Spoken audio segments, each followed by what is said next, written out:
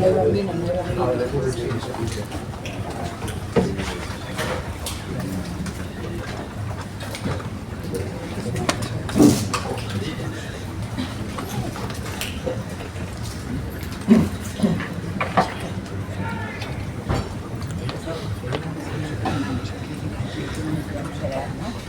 buenas tardes.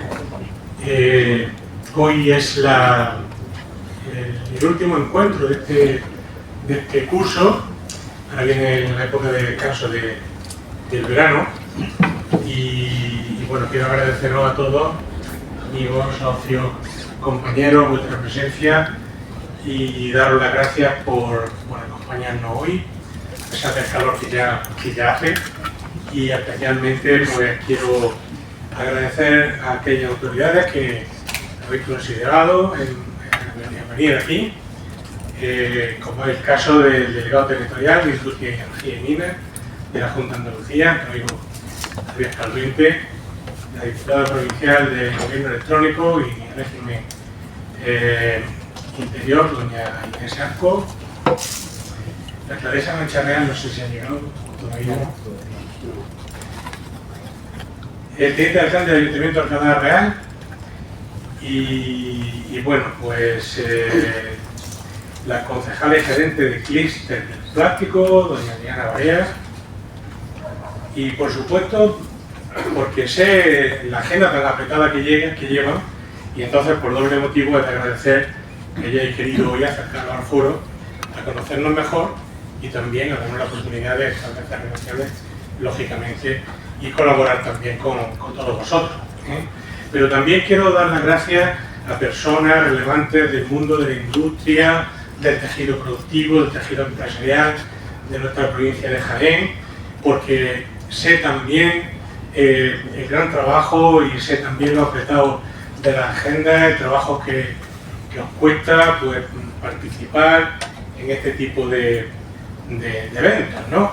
Entonces quiero agradecer a don Óscar Arévalo, presidente de la Asociación Empresarial PROA y gerente del Grupo Ábalos. Bienvenido, Álvaro, Óscar, y está en tu casa, Y por supuesto también Isabel Miralles, que ya conocemos de veces anteriores, directora de 123 Emprende, Rafael Peralta, no sé si ha llegado aún, director general de Peraver, Javier de la Casa, que está aquí con nosotros, fundador y presidente del Grupo Avanza, por supuesto Diego Galeano, presidente de la Unión Profesional de Jaén y miembro también del foro. Hoy tratamos algo que creo que era necesario ir tratando ya, puesto que creo que el tejido productivo de la capital, aparte de lo que es el mundo cultural de la capital y la provincia, también el tejido productivo, el tejido empresarial, el tejido industrial de Jaén, provincia, creo que era muy necesario ir empezando, como se suele decir, a abrir ese melón, porque nos preocupa mucho y además está en nuestro estatuto el fomentar todo aquello que pueda favorecer el desarrollo de la provincia de Jaén, y creo que es un tema muy interesante. Ya tratamos en el anterior encuentro el del mundo joven, el de los jóvenes, el futuro de los jóvenes, qué se puede hacer para que no se nos vayan de Jaén a otro sitio, qué posibilidades hay, cómo está el tema del emprendimiento en nuestra provincia. Creo que son temas muy interesantes. Queremos abrirnos también al mundo empresarial, por supuesto, al mundo industrial. Queremos visitar fábricas, queremos visitar también ese tejido productivo de la provincia, no centrarnos solamente en lo que es Jaén Capital. Y en ese sentido, pues creo que el encuentro de hoy tiene especial relevancia. Contamos para ello con la participación de 3 empresarios, de 3 industriales de la provincia, industriales de éxito, don Manuel Salido Ruiz, director comercial de Fincocina, María Dolores Aurora Mateo Salvador, de dirección ejecutiva del Grupo Diseño NT, Ángel Llavero López de Villalta, fundador y propietario del Grupo Sinnova y CEO de Meitu. En esta ocasión pues vamos a hacer un recorrido por la historia reciente de la industria de nuestra provincia, de mano de algunos de sus principales protagonistas, y debatiremos sobre los retos que la automatización y la inteligencia artificial presentan para el futuro próximo del sector. Yo no quiero extenderme más y paso la palabra al moderador, nuestro compañero y amigo Manuel Morillas. Tiene la palabra. Muchas gracias, Alfonso. Pues simplemente reiterar el agradecimiento de nuestro presidente a todos ustedes por su presencia aquí esta noche, la cual claramente la importancia que la sociedad jiennense le da a la industria como un motor de cambio y como una gran apuesta no ya de futuro sino de presente. Como bien saben ustedes, el foro pues trata de abordar diferentes temas, como decía Alfonso. Hemos hablado de temas académicos, históricos, culturales, gastronómicos próximamente incluso, y, cómo no, industriales.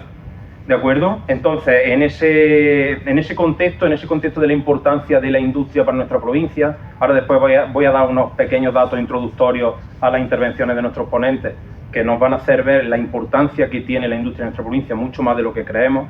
En ese contexto organizamos esta mesa redonda. ¿Por qué con estos tres ponentes? Pues porque son tres representantes de esos casos de éxito, lo hemos titulado Casos de éxito y retos para el futuro.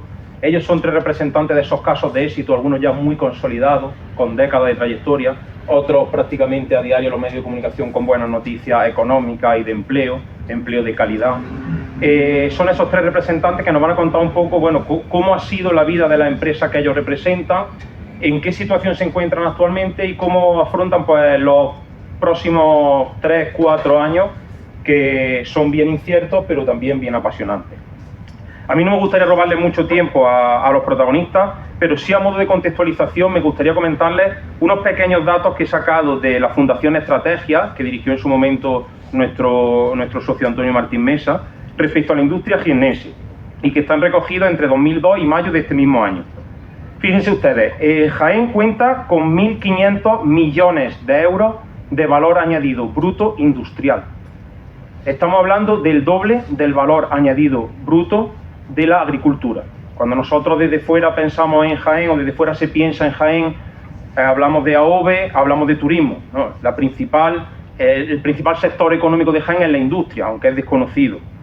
También tenemos 30.000 personas empleadas en industria, lo que supone un 12% del total de las personas empleadas en la provincia. En eso ganamos el porcentaje de Andalucía, que tiene un 9%, o España con un 11%.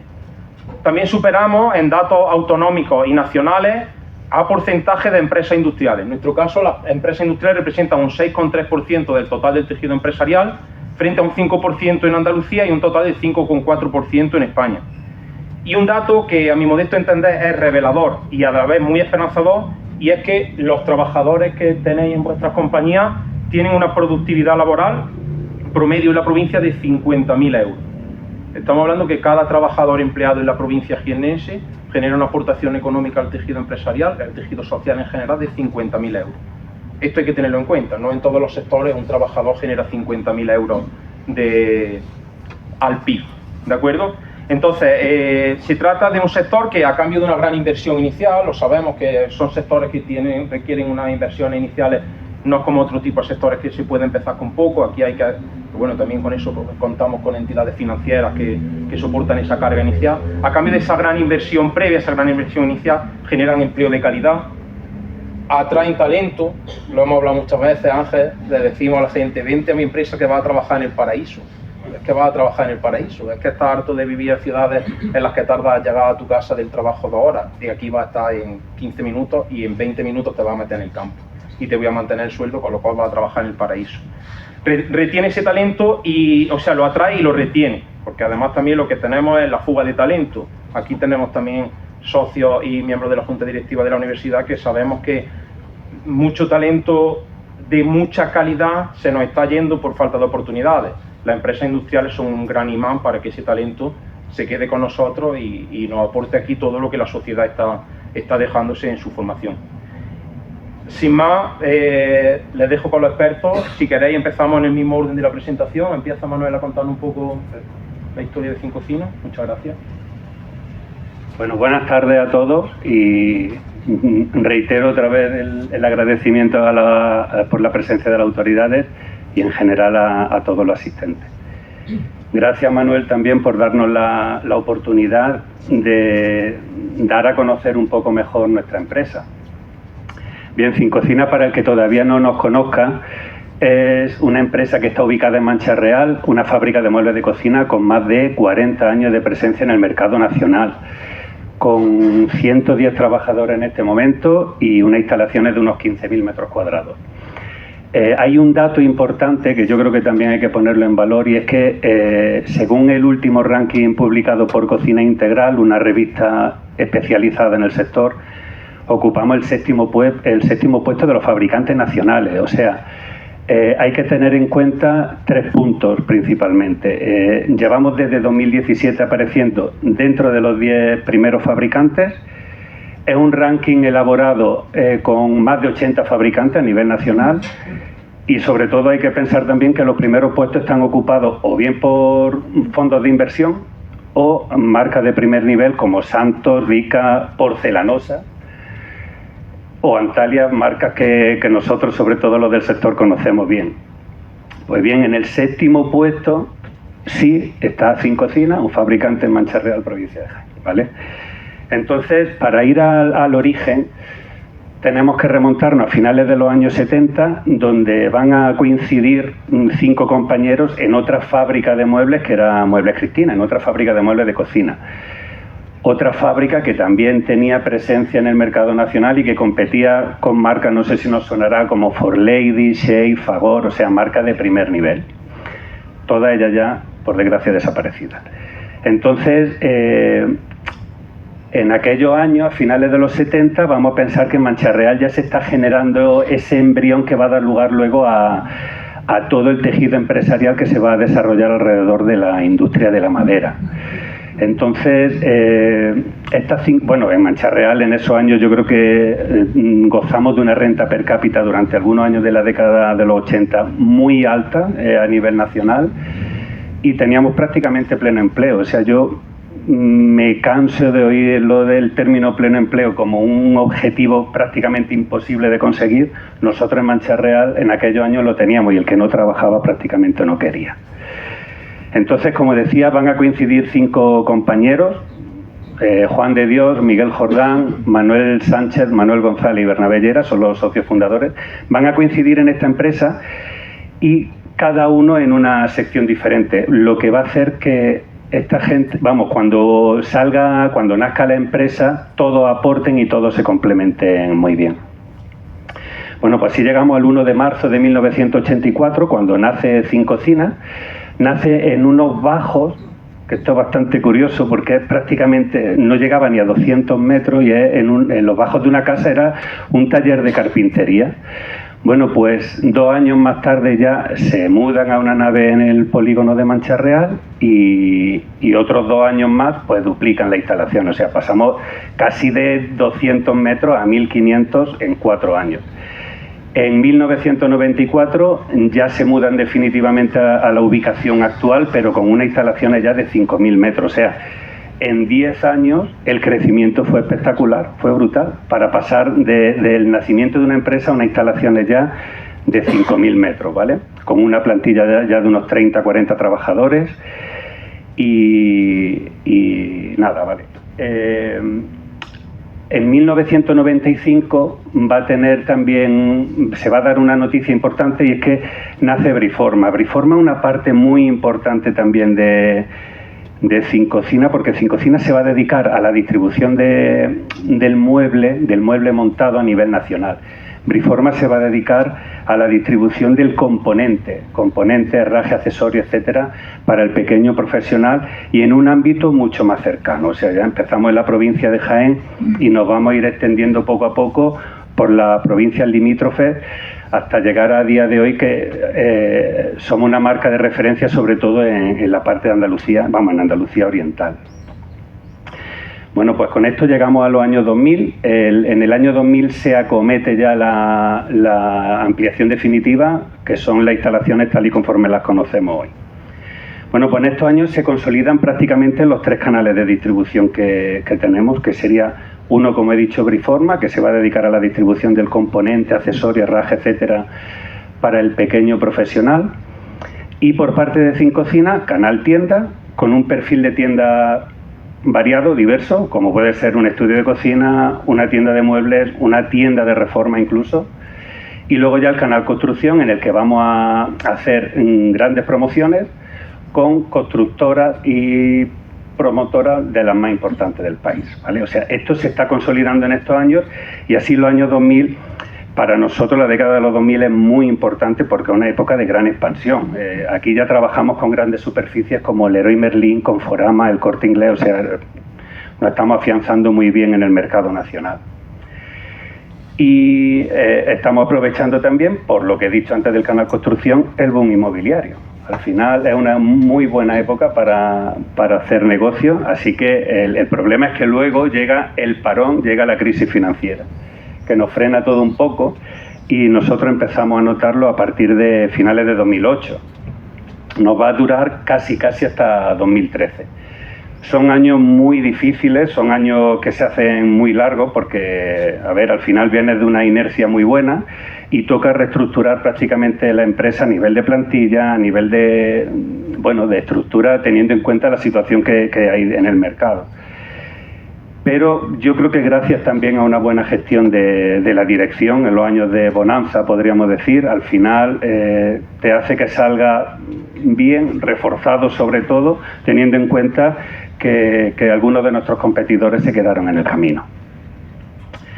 Bueno, pues a partir de 2014 se inicia otra etapa de crecimiento y estamos dejando la crisis financiera, pero nos llega la crisis sanitaria, nos llega el COVID, una etapa de incertidumbre total porque no lo hemos vivido antes y no sabemos cómo va a reaccionar el mercado a esta situación. Entonces, la empresa permanece cerrada 5 semanas, pero como nosotros de alguna manera dependemos también del sector de la construcción, pues reiniciamos la actividad después de esas 5 semanas, y lo que pensábamos que iba a ser una etapa de incertidumbre, al final, bueno, ya sabemos, lo hemos repetido esto millones de veces, que estamos encerrados, estamos ahorrando dinero, no gastamos y nos damos cuenta de que la casa está hecha una pena, entonces hay que darle una vuelta. Pues todo eso se va a traducir en un efecto rebote que va a hacer que entre una cantidad de pedidos importante a fábrica. Esos años ya, después de 2020, 21, 22, llegamos ya prácticamente a nuestros días con 2 datos importantes. O sea, el año 23 y el 24 hemos tenido un crecimiento de 2 dígitos. Yo creo que hay un dato que hay que ponerlo en valor. Y la facturación de 2017 fueron unos 6.800.000, en 2024 16. O sea, en los últimos años, no llegamos ni a 10 años, el crecimiento ha sido brutal. Entonces, estamos en una situación muy buena que hay que aprovechar. Sobre todo también, nosotros al final dependemos dependemos bastante del sector de la construcción, y al final eso nos va a venir muy bien. Vuelvo un poco hacia atrás, hacia 2016, porque se nos va a dar también un caso curioso que comentábamos antes, comentaba con Lola. De 2016 a 2023 vamos a tener un cambio generacional, con todo lo que ello conlleva. O sea, aquí son 5 socios fundadores que vienen cada uno de un sitio, y ahora entra una nueva generación. Bueno, siempre la nueva generación bajo el paraguas de la primera generación, ¿vale? Pero los cambios generacionales, que suelen ser traumáticos, en este caso podemos decir que se están llevando tranquilos, de una forma tranquila, porque una generación aporta experiencia, la otra compromiso, ilusión, energía, diría yo. Y se ha hecho un equipo de trabajo bastante compacto, y un equipo que la verdad es que está funcionando muy bien. Y estamos en una etapa de transición, yo diría que ya está cerca quizá de ver el final, de consolidarse y como decía antes, un cambio tranquilo, ¿no? Bueno, pues si hablamos de Cincocina a día de hoy, todo este éxito ¿a qué se puede deber? Yo lo baso en 3 puntos principalmente. Uno, hablaría de de un catálogo amplio con muchas posibilidades, o sea, vamos a proveer a los clientes de unas herramientas con las que van a poder hacer prácticamente la cocina que quieran, en el sentido de si quiere hacer algo básico, un producto básico, pero también tiene herramientas para hacer un producto de un nivel más alto, o sea, podemos manejar diferentes nichos de mercado. Entonces, para eso vamos a contar con varios tipos de interiores, más de 100 modelos de puertas, herrajes de primer nivel, o sea, nos adaptamos muy bien a las necesidades del cliente. El segundo punto para mí muy importante es que somos fabricantes. A diferencia de nuestros competidores europeos, sobre todo alemanes e italianos, que son los que más afianzados también están en cocina, ellos lo tienen todo como mucho más estandarizado. Entonces nosotros vamos a darle la posibilidad al cliente de un mueble especial. Yo estoy trabajando todos los días con pedidos y prácticamente no veo un pedido que no lleve un mueble especial. O sea, nosotros en España yo creo que el principal argumento que tenemos es el mueble a medida. Entonces, en ese sentido, vamos a adaptar ancho, vamos a adaptar altura, vamos a adaptar profundidades, nos vamos a adaptar a la necesidad del cliente también aquí. Y el tercer punto, y no menos importante, porque sin ese punto no valdrían los dos anteriores, es el servicio. Al final tenemos que dar servicio a nuestros clientes por todo el territorio nacional. También tenemos presencia en Portugal y rutas perfectamente regularizadas, con camiones nuestros o cuando no podemos llegar a algún sitio contrataremos agencias de transportes. Bueno, esto en cuanto a la situación actual de nuestra fábrica de 5 cocinas.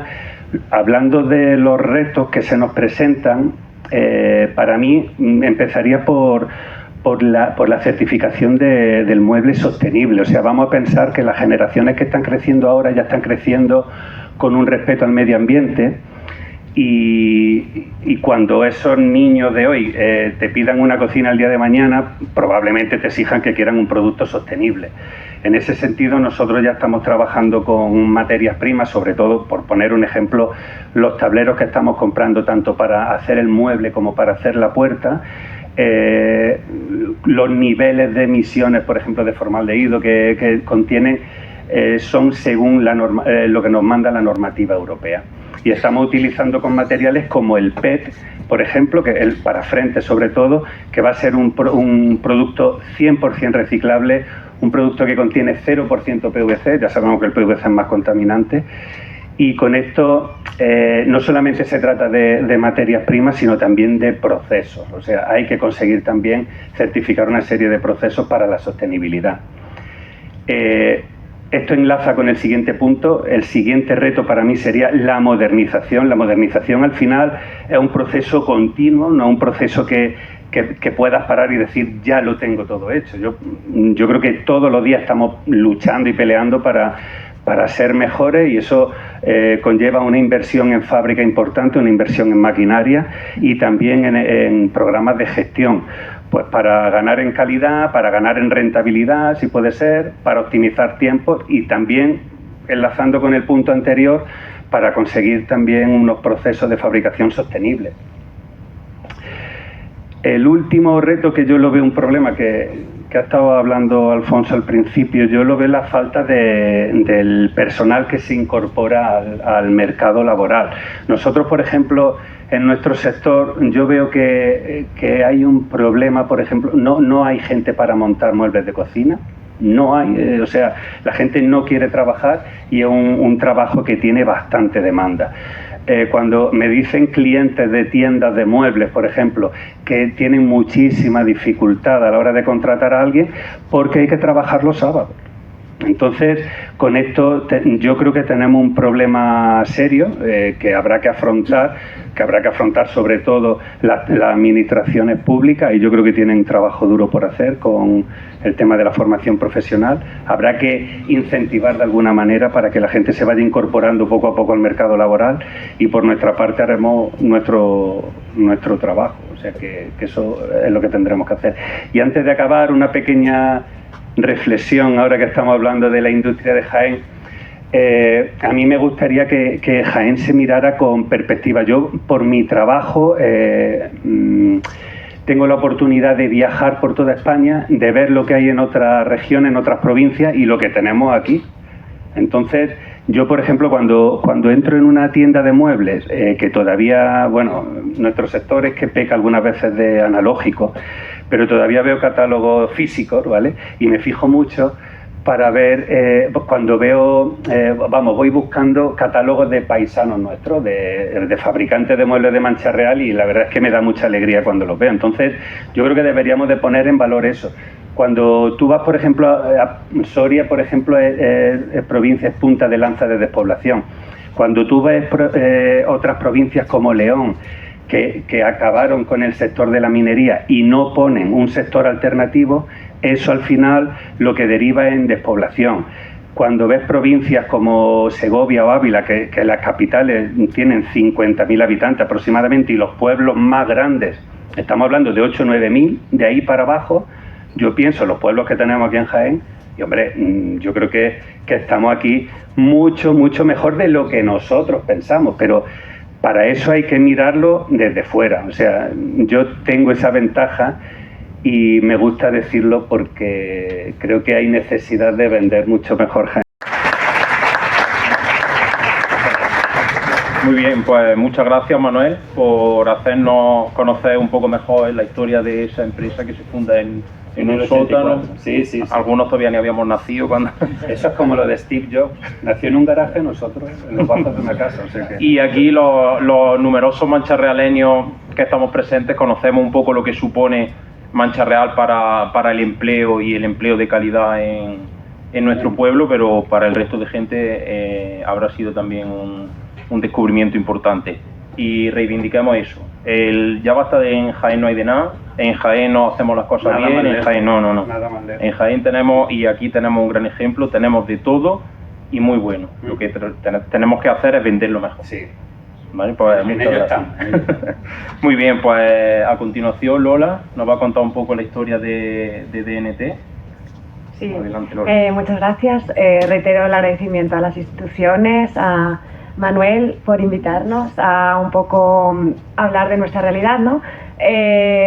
Yo vengo en representación del grupo Diseños NT, somos una empresa industrial que está en Alcalá de Real, y vengo representando a los hermanos Montañés, de guardatrajes también, las fundas de guardatrajes de vestidos de novia, y consiguieron clientes de mucha envergadura como Massimo Dutti, Grupo Inditex, Carolina Herrera, Pedro del Hierro, sí, grupos muy importantes a nivel de moda del país. Crecieron bastante y al cabo de los 10 años dijeron, ¿por qué vamos a importar el material si podemos fabricarlo aquí? Parece una locura porque realmente una extrusora de esas características solamente hay dos en España, y otra es una multinacional. Es decir, a nivel de capital español fue un emprendimiento, pero con todas las letras. Montaron una extrusora, que ahora ya son más de dos, con un proyecto de inversión de una extrusora que en incentivos regionales vamos a ampliar un proyecto gracias al Ministerio y a la Junta. Entonces, lo que el no tejido hace con los manteles, con las bolsas, pues es una versatilidad inmensa. Las sillas donde están ustedes sentados posiblemente tengan un forro de no tejido, los colchones donde dormimos, los muelles son muelles ensacados que están cubiertos de este material, la agricultura, no sé si por aquí hay agricultores, que lo mencionaba antes Manuel, la malla, la manta térmica, las fundas que cubren los árboles cuando hace frío o para preservar las temperaturas, son materiales que nosotros fabricamos. Y por supuesto la pandemia, a nosotros nos aceleró, fue un tsunami. ¿Por qué? Las mascarillas, los gorros, las batas sanitarias, EPIs, productos sanitarios están hechos con no tejido, en un gramaje muy bajo, pero es curioso que una bolsa y una mascarilla realmente es el mismo material, con diferentes propiedades, pero con gramajes muy diferentes, ¿no? La pandemia en 2020 fue un boom, de 150 trabajadores del grupo pasamos a ser 300, me pilló de lleno porque yo en aquel entonces gestionaba personas, llevaba la parte de recursos humanos, y entonces fue un tsunami, pero positivo, porque esa estabilidad la hemos conseguido mantener hasta el día de hoy. Ahora somos más de 300 personas de empleo directo y con muchos proyectos por delante. En la parte del sanitario se ha mantenido, estamos dentro de muchas licitaciones y además exportando este material a países sobre todo de Latinoamérica. Nosotros trabajamos con pedidos programados, entonces no tendremos dificultad para hacer unas entregas continuadas, y ahora sobre todo en la agricultura. Ahora mismo estamos fabricando, pues en la hora que llevamos aquí ya llevamos 13 toneladas de producto fabricado. Entonces nosotros somos una empresa industrial que no duerme, trabajamos 24/7, excepto la semana que damos un respiro a las máquinas por hacer preventivo, pero el reto que nos enfrentamos, bueno, la parte del empleo, al ser de una provincia como Jaén, sobre todo es porque también necesitamos personas de fábrica, mano de obra, que al final son personas que tienen su vida personal, buscan su conciliación. A nivel generacional también hay mucho cambio, ¿no? Y nosotros lo hemos enfrentado facilitando conciliación. De un correturnos que podrían trabajar 7 días descansando 2, hemos pasado a trabajar 6 días descansando 4, y bueno, las personas valoramos mucho más el tiempo ahora, casi que la nómina. Entonces, a nivel de conciliación hay que cuidar ambas realidades, pero la verdad es que estamos logrando un equipo muy sólido y muy comprometido. La dificultad que tenemos, bueno, yo hablo más de la parte de extrusión, que es el área que ahora mismo estoy gestionando, y es muy difícil porque aparte es un sector muy, muy específico. Porque a lo mejor hablamos de fabricantes de cocinas y ves como un sector muy cerrado, pero el nuestro realmente la dificultad que tiene es que no tenemos un know-how que venga de fuera. Yo no puedo contratar a un experto en línea de extrusión porque no existe una línea como esa. Entonces nosotros tratamos de hacer el know-how en la formación interna, aprendiendo, invitando a proveedores, colaboradores externos nuestros que sobre todo son alemanes. También trabajamos con Asia en muchos componentes, que ya China nos ha pillado la delantera y lo hacen muy bien, la verdad, saben copiar muy bien, y aprendiendo muchísimo. La parte buena es que la vena emprendedora no se ha perdido, al contrario, hemos acelerado la máquina. Entonces estamos en proyectos en diferentes sectores. En agricultura, por ejemplo, estamos haciendo innovación de desarrollo con materiales que ayudan a optimizar al agricultor su cosecha, sus cultivos, con una malla especializada en preservar la humedad y la temperatura. Entonces, en el mismo tiempo crecen mejor y con menos agua. Entonces, a nivel de sostenibilidad. Algo que es similar a lo de Manuel, nosotros trabajamos también a medida, somos fabricantes. A nivel de personalización no tenemos 2 productos iguales. Cada cliente quiere un tipo de guardatraje con cremallera, con broche, con esta corta, con esta larga. Es decir, a nivel de personalización de producto, nuestro secreto, nuestro punto fuerte es damos soluciones. Cuéntanos tu necesidad, te ofrecemos una aplicación, una solución. A lo mejor muchas veces nos pasa que el cliente no sabe lo que quiere. Pues le ayudamos a cumplir sus expectativas y además hacérselo a tiempo récord. Nuestros principales competidores es la importación, sigue siendo los importadores. Ahora mismo con toda la política de arancelaria que hay, el tema de los fletes, los tiempos, pues al final tenemos que coger la oportunidad de nosotros somos España, Made in España, vas a tenerlo en 30 días y además si tienes algún problema tenemos una garantía, un aval, que sabes dónde está nuestra fábrica, te escuchamos y crecemos contigo. Nosotros tenemos clientes de continuidad. No hay un cliente que haga solo un pedido, es un suministro de continuidad. Bueno, eso, y sobre todo apostar por las personas es lo que nos ayuda a crecer, porque a nivel de experiencia duele cuando una persona decide abandonar tu proyecto. Entonces somos muy persuasivos, acompañamos mucho a las personas desde el primer momento en las entrevistas, tratamos que sea un proyecto win-win. A mí me gusta decir que en las entrevistas parece un ligoteo, pero no solamente por parte del candidato o la candidata, sino también por parte del empresario, porque al final estás vendiendo tu proyecto, que yo lo he tomado como mío al final, ¿no? Y yo no me apellido Montañés. Entonces, bueno, pues la verdad que yo estoy muy orgullosa de lo que se ha conseguido, porque se ha sabido comunicar muy bien. Y un poco también, continuando lo que comentaba Manuel, la difusión, la visibilidad ayuda. Aquí yo creo que no hay competidores, la parte más que una empresa puede potenciar, yo creo que hay que ayudarse, dar visibilidad en fundaciones como la de Fulgencio Meseguer, el emprendimiento, las partes que hay también en Alcalá la Real, que Alcalá Real no tiene la mejor accesibilidad del mundo. Yo no soy alcalaína tampoco, y cuando fui la primera vez que llegué es que no pasa ni la autovía cerca. Entonces realmente a nivel de camiones, de contenedores es un problema, pero lo conseguimos sobreponer con las oportunidades que van llegando y con la actividad industrial que hay en los 3 polígonos que tenemos.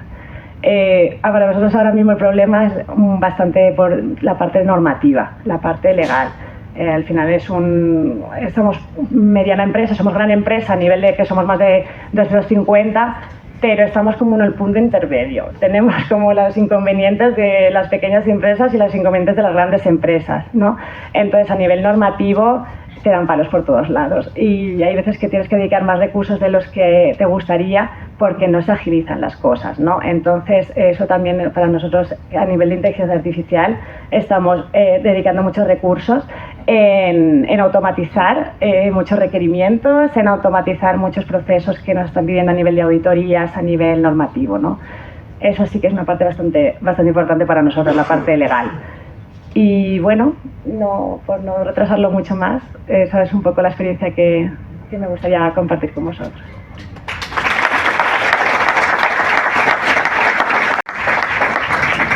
Muchas gracias, Lola. La inteligencia artificial, ese era uno de los puntos a tratar posteriormente en el debate coloquio.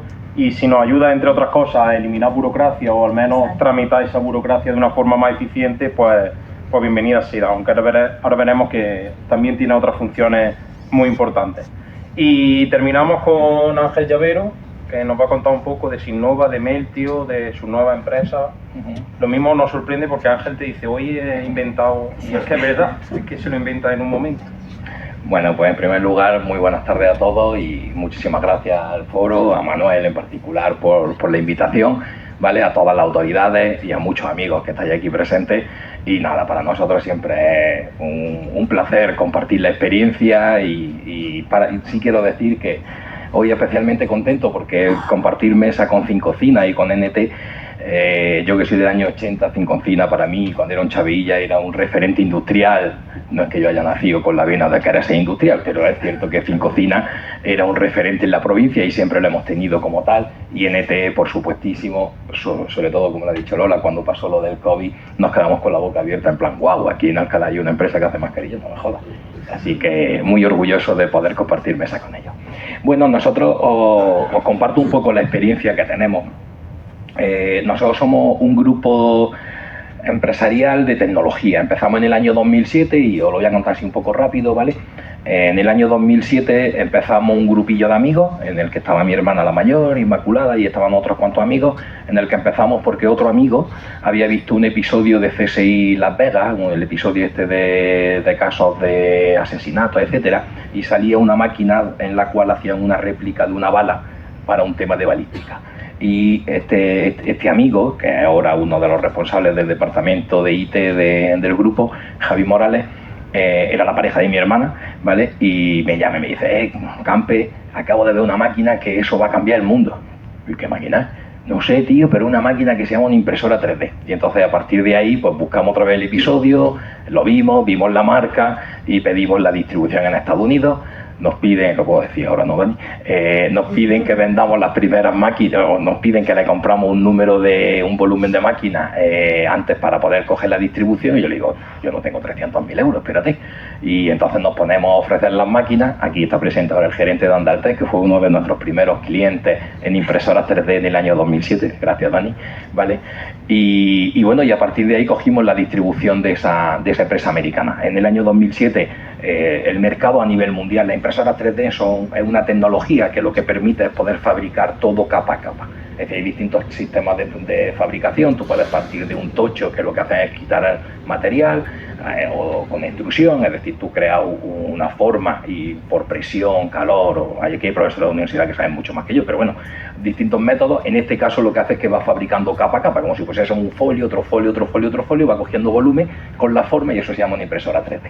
En ese momento ese sector estaba dominado por 6-7 dinosaurios. Dinosaurios son empresas que son las que nacen con la tecnología y que luego maltratan a sus clientes porque viven bajo el paraguas de una patente. Entonces, eso era exactamente lo que ocurría en esos momentos, en los que había 5 o 6 jugadores a nivel mundial. Nosotros éramos los distribuidores de uno de ellos, que nosotros vendíamos esos productos. En el año 2010 empieza a haber una democratización porque empiezan a caducar las primeras patentes de estas impresoras 3D y empieza a haber un boom de nuevos fabricantes de impresoritas 3D Claro, pasamos de que la más baratita en el 2007 costaba 40.000 euros, más o menos, y de repente salen máquinas por 2.000 o 3.000 euros. Claro, nosotros éramos en plan, no, nosotros somos industria, esos son juguetitos, eso para nosotros, pero los clientes hacen nada más que preguntarnos. Y tomamos una decisión. La primera decisión fue decirle a mi padre que me ayudase a hacer una selección de personas porque necesitábamos coger mucho talento, ¿vale? Mi padre era director de un cole, pero no ayudó mucho.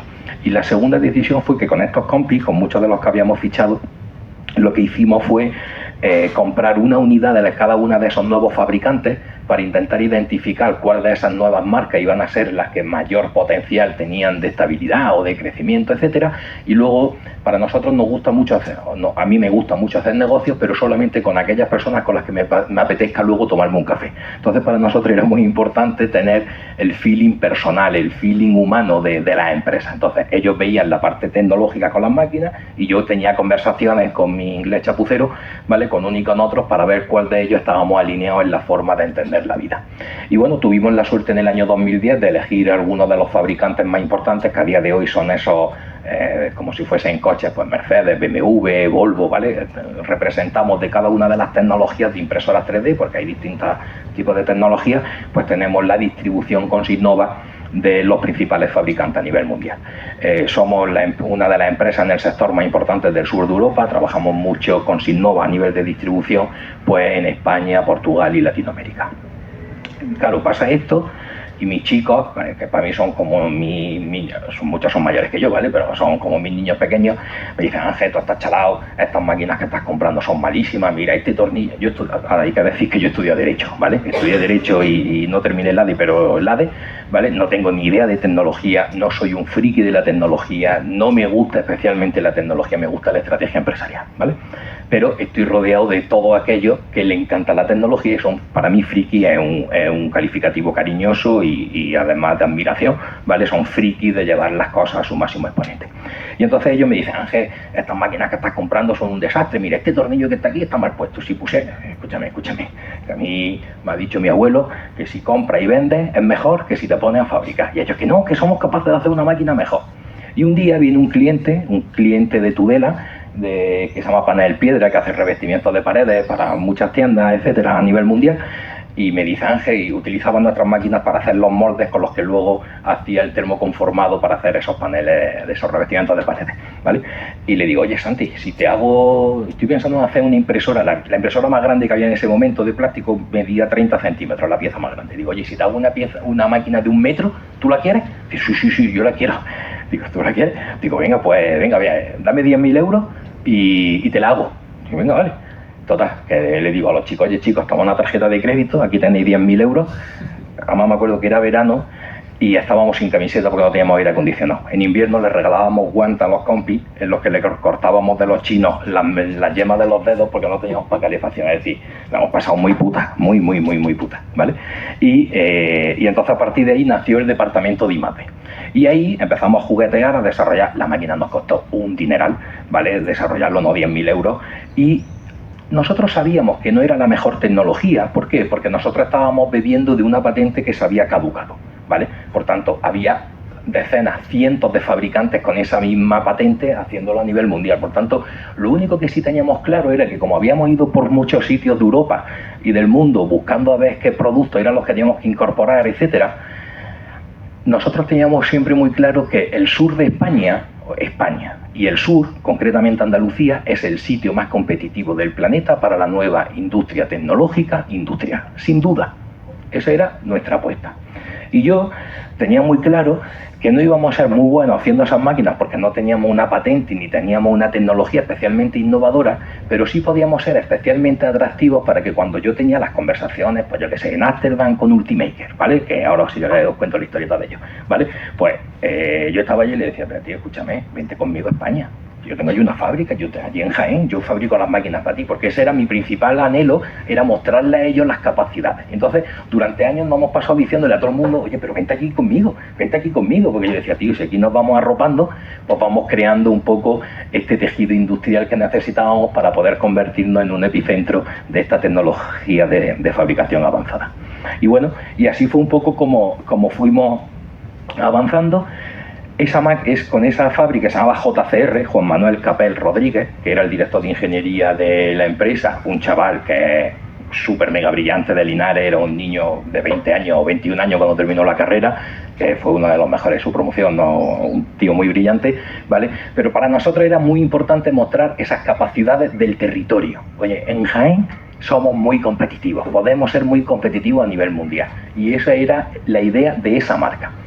Y en ese momento, cuando viene mi cliente de Tudela, que os he contado, Panel Piedra, Santi, me dice, oye Ángel, ¿tú esto cómo le estás pagando? Digo, con tus 10.000 euros y otros no sé cuántos que tengo que buscar de alguna manera con los clientes porque me va a faltar, tío. Dice, pero tío, ¿tú no conoces Cedeti? Digo, ¿qué? Cedeti. Tío, Ángel, Cedeti es un club de ricos que estaba reservado para las grandes empresas, ¿vale? Pero que eso es la bomba, tío, eso, tío, para innovar. Digo, escúchame, cuéntame, a mí me encanta aprender, ¿vale? Es decir, bueno, me encanta aprender. Cuando me cuentan cosas atractivas, digo, escúchame, cuéntame que eso lo vamos a estrujar nosotros. Y a partir de ahí empezamos a utilizar proyectos de I+D, en los cuales, pues cuando tú presentas proyectos competitivos de innovación, etcétera, pues te lo financia. Y para nosotros Cedeti ha sido una muy buena herramienta, para mí la más confiable que existe en el sistema nacional, ¿vale? Para poder promocionar, crear y desarrollar nuevas tecnologías. Y así fue como avanzamos. En ese momento, ArcelorMittal, que no sé si os sonará, pero es uno de los mayores fabricantes de acero del planeta, es como si en Jaén Valeo es un poco una de las empresas referentes, pues en Asturias ArcelorMittal es el alcalde o el presidente de la comunidad de ArcelorMittal, ¿vale? Pues ArcelorMittal era cliente nuestro de Sinnova y nosotros éramos sus proveedores de toda la fabricación aditiva suya. Y un día bajan y nos quieren conocer. Yo no sabía ni quién era, pues me dice el director comercial, oye Ángel, que quiere bajar Arcelor a conocerte. Digo, pero ¿esos quién son, tío? Yo no sé si era Arcelor, Acerinox, yo estaba ahí hecho lío. Total, que bajan, empiezan a preguntarnos, oye, ¿por qué habéis montado la empresa aquí? Le contamos esta historieta y nos piden que subamos a Asturias. Cuando subimos con estos técnicos, me piden 2 técnicos, pues yo claro, yo voy allí y digo, vale, pues ya le hemos vendido de todo, pero es que ahora me quieren comprar mucho más de cada uno. Entonces yo iba allí con mi libretilla en plan, venga, ¿qué queréis? Yo soy aquí el jefecillo, dime que ya que he subido. Y ellos todo el rato me estaban hablando de una empresa americana. ¿Qué coño me dice el tío? He venido aquí a Asturias, ¿cuántas quieres? Que no, Ángel, que no te vamos a comprar. Quiero que escuches esto. Mirad, hemos estado identificando qué tecnologías pueden cambiar la manera de fabricar coches en el planeta en la próxima década. ArcelorMittal, el 80% de su negocio es el acero del auto, de los coches. Para que os hagáis una idea, Mr. Mittal, el señor Mittal, antes de las tecnológicas, era una de las 3-4 fortunas más grandes del planeta. Una anécdota es que su hija creo que es la segunda boda más cara de la historia de no sé qué, es decir, es un tipo hiper mega multimillonario, y puso a 2 personas a viajar por el mundo a identificar qué empresas tecnológicas podían tener una tecnología capaz de cambiar la manera de fabricar coches en el planeta. Ellos habían confiado en una empresita, o habían identificado una empresita muy pequeña de 3 personas en Las Vegas, porque tenían interés en ir a Las Vegas, entonces buscaron cuál era la justificación y dieron con eso, ¿vale? Estas 2 personas, entonces, no es, por favor no lo digáis, ¿vale? Pero es así. Y cuando estaban allí, pues bueno, le hicieron un pedido de 3 máquinas. Y un año después, tenían muy buena idea, era una patente o una idea muy brillante, pero no tenían la capacidad de llevarlo al mercado. Y coño, nosotros éramos sus proveedores de impresoras 3D, teníamos una fabriquita de impresoras 3D en el sur, donde no éramos muy buenos, pero teníamos ya productos vendidos en 10-12 países, éramos en esa fabriquita a lo mejor 25 30 personas, vale, ellos veían que teníamos lo que a la otra parte le faltaba. Y nosotros no teníamos innovación y tecnología. Recordad que estábamos viviendo de las patentes que había caducado. Entonces ahí se alinean las estrellas y a mí me dicen eso y yo lo miro al tipo y le digo, oye Virgen, escúchame, ¿esto es bueno o malo? Digo, yo no tengo ni idea. Digo, pero si tú me dices que esto es bueno, dice, sí Ángel, ¿qué podemos hacer? Digo, venga, vale. Recordad que mi pasión, mi hobby, lo que me hace pasármelo muy bien no es jugar al FIFA, es pensar estrategia empresarial, porque es que lo siento, es que es lo que me gusta. Entonces digo, pues ahora verás, dame un folio, que vamos a hacer aquí una cosa. Digo, pues mira, hacemos unos proyectos de I+D, hacemos unos liados, hacemos no sé qué, unos CDs y no sé qué. Si me hace un pedido de 10 máquinas, convenzo al americano ese que ni lo conocía y lo hago español. Dice, ¿cómo? Dice, espérate. Digo, me tienes que dar 2 kilos por las 10 máquinas. Vale, sí, espérate. Llaman a Chicago, a Greg, al jefe de I+D de Arcelor. Dice, oye, que este dice que si hace un pedido de no sé qué, dice, aprobado. Eso fue un lunes, el miércoles estábamos cogiendo un avión para irnos a Las Vegas. Juan Manuel Capel Rodríguez de Linares y yo, con Virgilio de ArcelorMittal, El viernes se lo explicamos al americano y el lunes mi socio Brian estaba aquí en Jaén y así creamos una joint venture que es Meltio. Y Meltio es una tecnología capaz de fabricar y reparar piezas de metal con una tecnología de impresión de metal. El metal lleva existiendo 30 años, es decir, las impresoras 3D de metal no es la novedad. La novedad es que siempre se usaba polvo de metal a nivel de polvo atomizado y el polvo es cancerígeno, es explosivo, etcétera. Y nosotros, o estos señores, lo que hicieron fue pensar, lo hemos hecho nosotros ahora, ¿vale? Pero lo que hemos hecho ha sido cambiar el polvo por hilo de soldadura, que es mucho más barato, mucho más limpio, todos son ventajas, o casi todos son ventajas. Y luego además las impresoras 3D de metal siempre tienen un láser como fuente de energía. Y el láser, el coste del láser es exponencial. Cuanta más potencia, el coste se va duplicando, se va exponencial el coste. Y ellos, en vez de utilizar un solo láser, lo que hacían era utilizar 6 láser, que todos apuntando en un mismo punto, pues era una suma aritmética de potencia y era como tener uno fuerte. Por tanto, teníamos un sistema más flexible, más económico de coste y mucho más friendly y con una densidad interna de la pieza mucho mejor porque el hilo era mejor que el polvo. Total, que todo lo que eran problemas del metal se convierte en oportunidades y Meltio empieza a desarrollar, y a día de hoy la tecnología de fabricación aditiva con mayor potencial de crecimiento a nivel mundial es la tecnología de DED, que es la tecnología que desarrolló Meltio. Y Meltio es el principal fabricante mundial de esta tecnología. Es cierto que tenemos competidores a nivel mundial, pues de grandes compañías, General Electric, Prima, no sé qué, es decir, gente muy grandota, que es un poco el problema de la tecnología, que compite a nivel mundial, pero sí es cierto que fuimos los primeros. Tenemos actualmente unas 700 impresoras, una impresora nuestra Valento de este tipo está en torno a los 200.000 euros, tenemos unas 700 instaladas en aproximadamente unos 45-50 países. Tenemos sede en Estados Unidos, tenemos sede en India desde hace 4 o 5 años, luego tenemos gente directa nuestra pues en Italia, en Polonia, en distintos sitios, en Asia, y es un poco lo que hacemos. Siempre hemos tenido la visión de desarrollar el local. El 80% de nuestros proveedores están a menos de 200-250 kilómetros de nuestra sede, pero siempre con una visión global de la comercialización. Nunca el porcentaje de facturación de la empresa puede ser superior en España a lo que es la referencia de la industria, lo que repercute en el Producto Interior Bruto Mundial, el porcentaje español. Es decir, nunca puede ser más de un 6, un 7, un 5, un 6, un 7% lo que facturemos en España respecto a la globalidad. Por tanto, para nosotros el comercio internacional es muy importante. Es un poco lo que hemos hecho. A partir de ahí, claro, ¿qué ocurre? Cuando tú desarrollas una tecnología... ¿Voy muy mal de tiempo? Bien. Yo es que me enrollo, ¿vale? Venga. Cuando desarrollas una tecnología, lo que ocurre es que gracias al uso de esa tecnología te permite innovar continuamente. Os pongo ejemplo, mira, gracias a utilizar nuestra tecnología, si tú te lo llevas al sector naval, podemos reparar el eje de un barco, ¿vale? Sin sacar el eje del barco del agua. Coño, es que eso no se ha hecho nunca.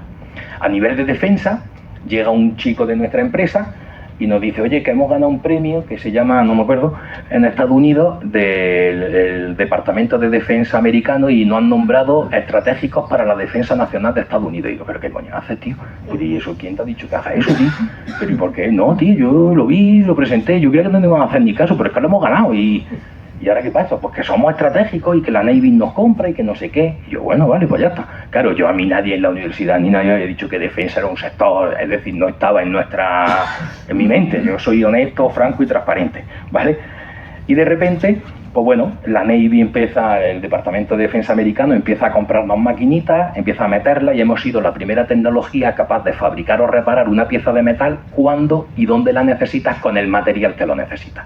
Entonces es la primera vez que hay una tecnología capaz de poder meterla a bordo de un barco, a bordo de un camión, de un submarino, y entonces en vez de tener que llevarte toneladas y toneladas de piezas de repuesto por si se estropean, pues tú llevas una máquina con unas bobinas de metal y entonces tienes la opción de fabricar o reparar una culata de un motor, un pistón, etcétera, etcétera, ¿vale?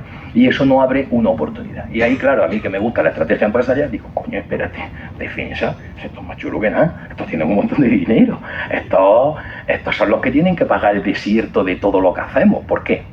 Porque al final, en tecnología, lo que nos está ocurriendo es que el mundo, en mi opinión, ¿vale? En cuanto a retos, bueno, en cuanto a cifras de la empresa, actualmente somos en torno no sé decir exactamente, aquí hay algún compañero, pero no sé exactamente cuántos somos, pero estaremos en torno entre 275 o 300.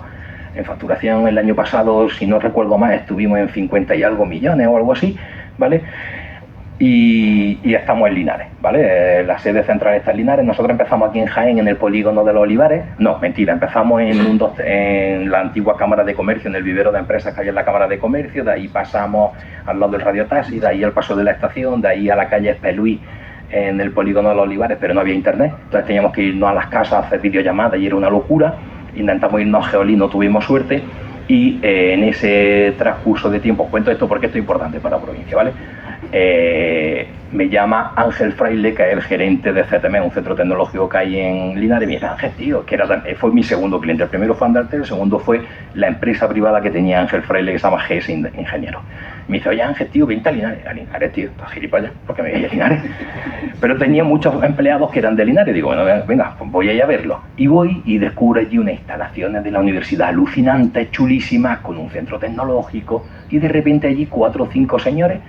Pues yo creía que eran todos, pues yo que sé, el alcalde, y me doy cuenta que el que era el gerente de la Cámara de Comercio, Raúl Caro, Isaac, yo le digo el joyita, Isaac, no me acuerdo, de Chamorro, que era, yo creía que eran todos del mismo, ¿vale? Y era uno del PP, el otro del PSOE, el alcalde era Juan, y quien estaba más, no me acuerdo quién más, ellos 3, total, y nos daban mucho cariño. Cariño no son subvenciones, señores, cariño es cariño. Cariño es que cada vez que había una visita, estaban locos por enseñarle nuestra empresa. Cariño era que si necesitábamos cualquier cosa, ya eran los primeros que querían ayudarnos, ¿vale? Nosotros pagamos alquiler en Linares, todo.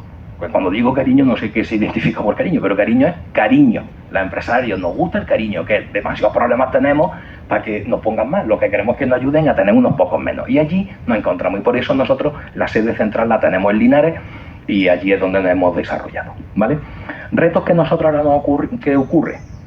Actualmente nosotros, en el año 2023-24, creamos divisiones, creamos una nueva división, Nova Indef, que es una empresa de ingeniería de defensa y espacio, que es una empresa muy especializada en el desarrollo. Gracias a todo esto que vamos aprendiendo con defensa, pues nos damos cuenta de que cuando tú innovas en una tecnología, el llevar luego esa innovación a los distintos sectores te invita a poder innovar. Yo qué sé, en minería. ¿Sabéis cuántas veces se rompen las cosas en una mina a 4.000 metros de altura y le supone una parada de 2 semanas? Claro, el hecho de tener ellos nuestra tecnología allí les permite poder fabricar y reparar la pieza, y en vez de 2 semanas están un día parados.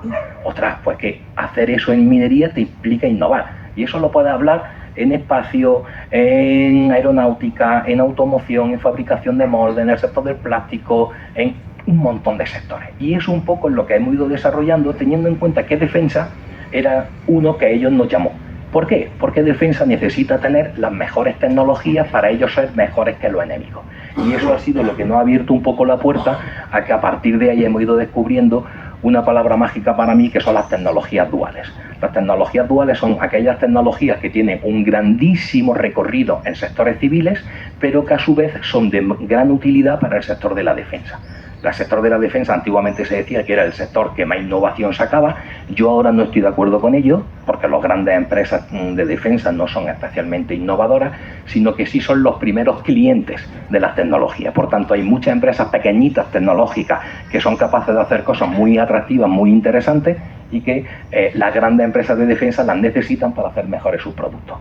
Y es un poco lo que nosotros estamos ahora mismo haciendo. Estamos creando un ecosistema de compañías que estoy intentando que se hospeden aquí, en la que pues estamos haciendo pues una especie de helicópteros. Tenemos una empresa de fabricación de antenas en la Agencia Espacial Europea en Suecia, donde fabricamos una antena muy chula. Claro, el utilizar nuestras tecnologías te permite innovar en todos esos procesos. Hacemos antenas, pues yo que sé, para Ericsson, para el Pentágono, para la NASA, hacemos sistemas de refrigeración para satélites, pero claro, ya que lo haces para satélites, también te sirve para los centros de datos. Y ahora los centros de datos son una cosa que se demanda una barbaridad porque consume mucha energía. Entonces, si somos capaces de identificar tecnologías que son útiles para la defensa, pero que tienen un gran recorrido en el sector civil, en los sectores civiles, somos capaces de tener empresas de futuro. ¿Por qué? Porque el presente defensa tiene dinero, y a día de hoy yo no creo que entren los tanques por la Castellana nunca, ¿vale? Pero es cierto que a día de hoy Europa está poniendo mucho dinero para desarrollar una nueva industria de defensa en Europa, y eso es una oportunidad.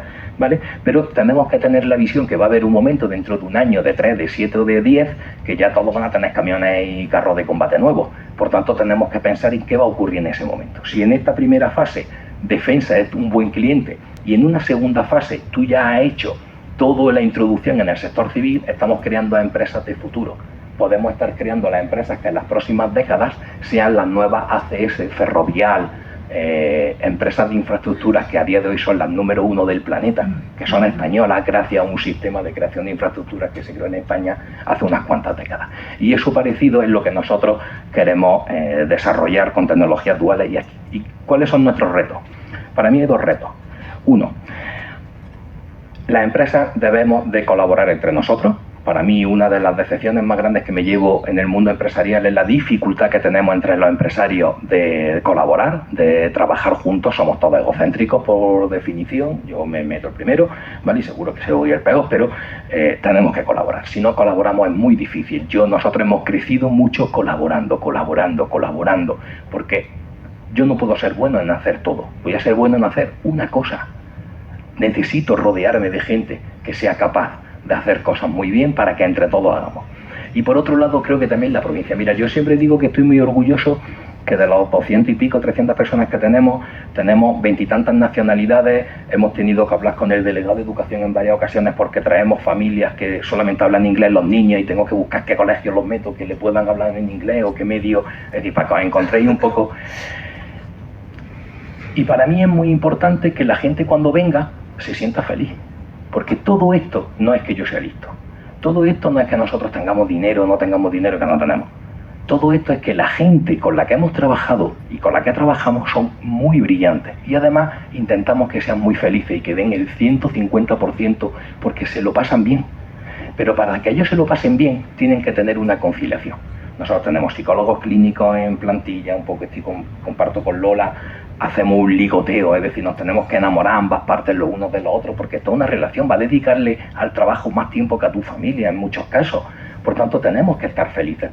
Yo llevo a mis niños al cole todos los días a las 9 de la mañana a la Neja, todos los días, o casi todos los días los llevo a las 9 de la mañana, y muchas tardes los llevo a los infinitos cumpleaños que tienen en el cole.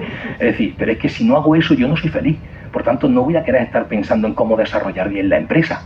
Y si a mí me pasa, le pasa igual a los compañeros. Y antiguamente la gente, el empresario o la empresaria podía decir, oye, yo es que soy el que tengo el poder. Eso es mentira. El poder ahora lo tiene la gente, lo tienen los trabajadores, porque nos matamos por tener a los mejores trabajadores y tenerlos bien. Por tanto, son ellos los que eligen dónde tienen que dedicar su tiempo. Y creo que la provincia tenemos que hacer el esfuerzo, ya termino que soy un cansino, tenemos que hacer el esfuerzo de ser atractivos. ¿Y qué es ser atractivo?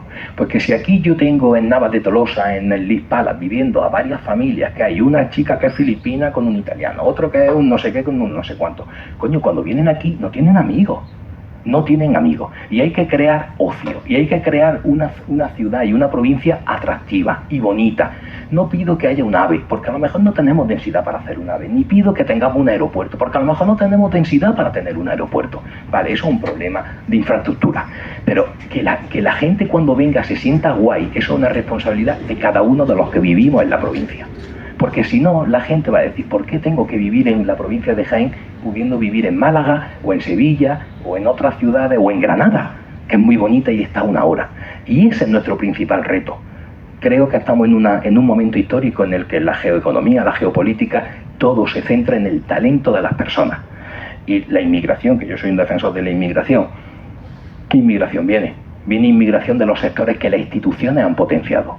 Cuando hace décadas la construcción, hace 10 años el turismo, y ahora somos la potencia número 1 de turismo en el mundo. Imaginaos si pusiésemos foco en la industria y en la tecnología. Ahora que en Estados Unidos están saliendo, y que en China, en Asia, en India, están locos por vivir en Europa. España, si nos eligen como el destino para vacaciones, imaginaos si pudiésemos ser atractivos para ellos también para poder trabajar y tener una inmigración de alto valor añadido donde no tenga una repercusión de 50.000 euros por persona, sino que la tengan de 100, de 150. ¿Por qué es posible? Porque la tecnología permite trabajar con márgenes grandes y ganar dinero, los empresarios y los trabajadores. Entonces creo que en la provincia de Jaén ahora tenemos una oportunidad Evidentemente los empresarios tenemos nuestra responsabilidad y la sociedad en general tenemos también la responsabilidad de ser amables, de ser simpáticos, de hacer una ciudad bonita, una provincia bonita para que la gente quiera vivir aquí, quieran quedarse y crear raíz aquí. Ya está.